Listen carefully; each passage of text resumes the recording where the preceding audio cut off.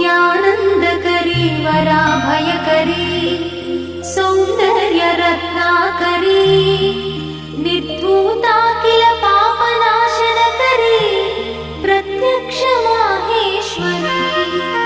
प्राणेयाचलवंशपावनकरी काशीपुराधीश्वरी भिक्षां देहि कृपा